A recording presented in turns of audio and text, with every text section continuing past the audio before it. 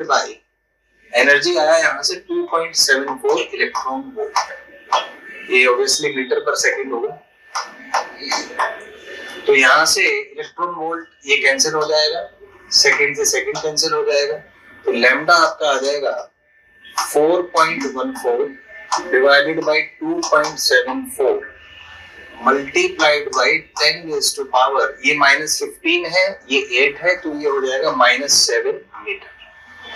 इसको आप सोल्व करें तो 4.14 बाय 2.74 जो है ये लगभग आपका एग्जैक्ट बता देता हूं, 4.14 बाय 2.74, सो दिस इज 1.5, ये आ जाएगा आपका 1.51 into 10 raise to power -7 metre.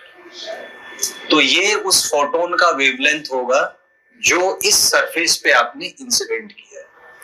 तो ये एक बेसिक सा क्वेश्चन है, इस पे जो फोटो इलेक्ट्रिक इफेक्ट पे आ सकता है कि आपको जो मेटल है उसका वर्क फंक्शन दिया होगा और उसको यूज करके आपको कैलकुलेट करना होगा थ्रेशोल्ड फ्रीक्वेंसी, थ्रेशोल्ड वेवलेंथ।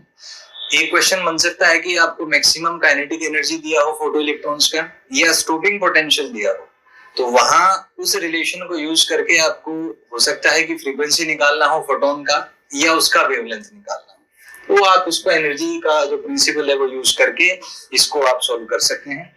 मैं एक बार दोबारा से इंटरेक्शन एक्सप्लेन करूंगा। तो ये है कि एक फोटोन है जिसका एनर्जी था h into न्यू, तो ये फोटोन इलेक्ट्रॉन के साथ इंटरेक्ट करेगा, जिस इंटरेक्शन में फोटोन अपना एनर्जी इलेक्ट्रॉन को ट्रांसफर करेगा। ये इलेक्ट्रॉन इस एनर्जी को दो काम में यूज करेगा। पहला तो जो मेटल का क्रिस्टल है उससे बाहर निकलने के लिए भी एक मिनिमम एनर्जी चाहिए होती है, जिसको हम कहते हैं वर्क फंक्शन। तो ये जो h न्यू एनर्जी है इसको एक तो वर्क फंक्शन में यूज होगा, प्लस बाकी जो एनर्जी बचा है वो उस इलेक्ट्रॉन को काइनेटिक एनर्जी प्रोवाइड करेगा। अगर हम मान लें कि ये इलेक्ट्रॉन बाकी किसी इलेक्ट्रॉन से इंटरेक्ट नहीं करता है, कोलाइड नहीं करता है, तो ये इसको मैक्सिमम एनर्जी प्रोवाइड करेगा, जिसको हमने नाम दिया kmax। फिर हमने देखा कि kmax is equal to E into stopping potential, E into Vs के बराबर होता है।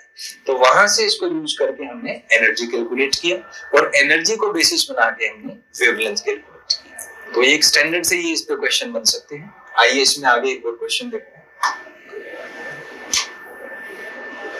तो जैसे हमने देखा कि